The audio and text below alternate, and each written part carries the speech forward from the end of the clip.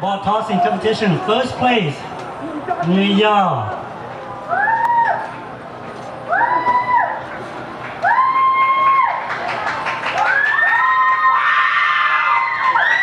Terus kisah Hanum begini. Senda dia Charles. Ya, tu nak cakap, tu nak jemput dia apa? Kita dah letak nyawa di sini.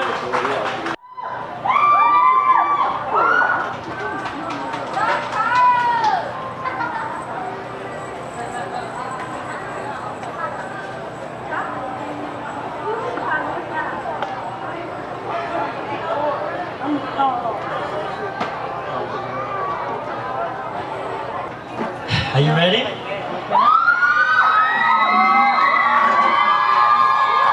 All right, here we go.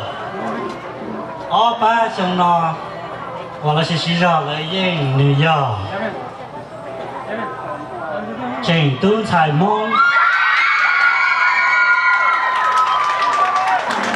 Có nên là tôi từng nói là sẽ trên này ba đi ít nhiều nếu có sai chỉ là sẽ tập tác.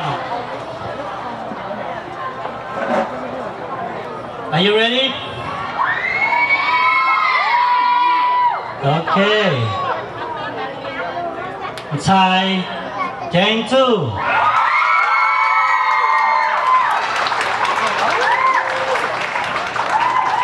Alright. Đây cho vào cái chữ hôn bê là cho tỉ nó.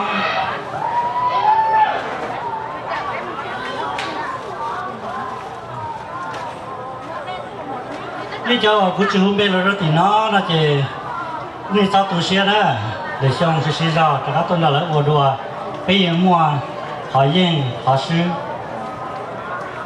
thì trong nó là những cái ốp này ốp ba của vấn đề là thì to từ để xong cả giờ này cho ít ba từ là thì nó này mấy ở của vấn gì trình để về để giải quyết bọn này chân đó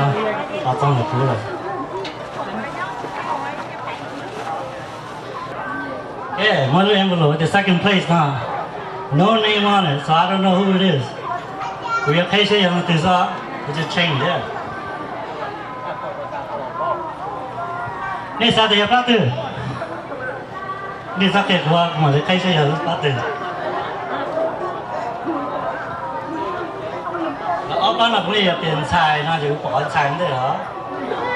Thì cho là bắt từ thế. Now, do the partner of pass second place. Là place the all. Cú nên bây giờ nên step base step forward, cả là có thể này cho the all này. Chọn xài. Chênh chu. Này là the all.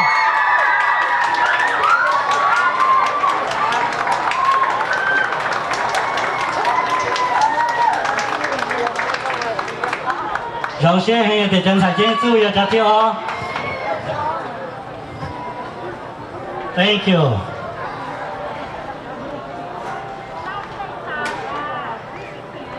Cái này cho chị, cái này tôi mình xài chị kêu là vòng tua, họ nói là có món mình rồi, là waiting for all their life.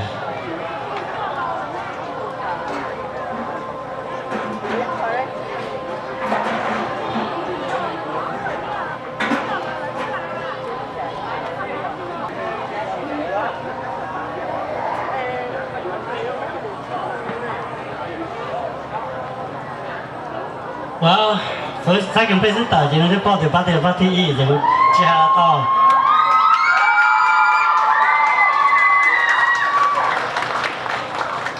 Gần才yên thị ý trong đó chỉ nên bảo để bán nó rồi nè. Tại chứ, bây giờ là cho nên là cho ở nhà này là gần sai tu đi xin giờ. Lấy ta lấy để tu đi nào đi mà đi là đúng bây giờ sai tu sai mong này bây giờ. Chỉnh tu sai mong là chỉ lấy cho thị ý trong đó chỉnh tu sai mong dòng xe chỉ lấy yên trong đó thị ý nữa.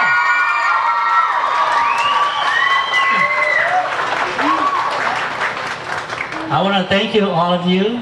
Try very hard. I know you were here last year too, and this year you finally get it, and I want to thank you.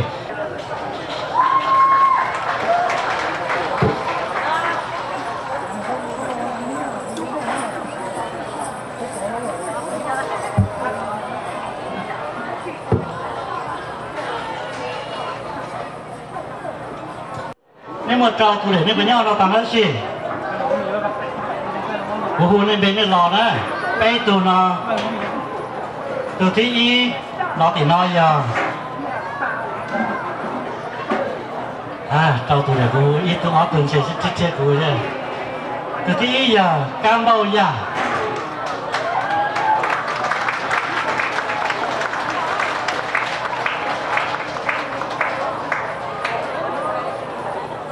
cái bộ nhá nó là gì nhá?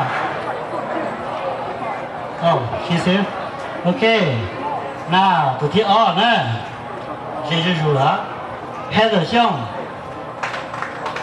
Heather Xiong. Okay, she's here. Tụi thi P. It's the last one, so should have tỏ here. Poor Van. P từ lò á, ok.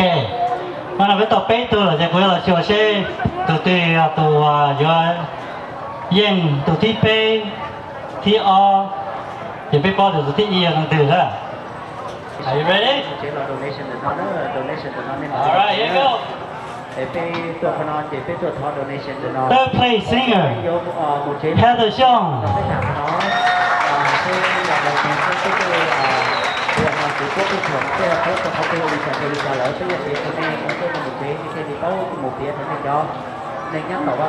我找到 Heather， ก็คือ小要的一种，他背后到了，我厉害到 third place。Try again next year， 可以学到么多，You're probably gonna hit first place again. You sing very well， 你可以拿那户了，不容易。All right, let's do this là second place. Are you ready? Nếu anh lần gì thì ít từ tao chỉ từ không biết thằng nào là bây giờ. Đó, tụi nó từ second place đó. Are you ready for it?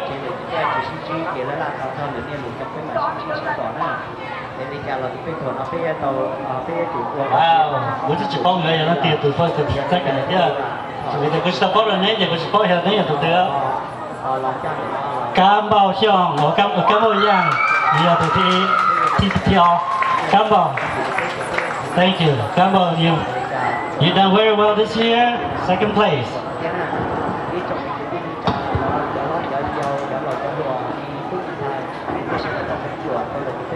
Well, we already know who's first place, right?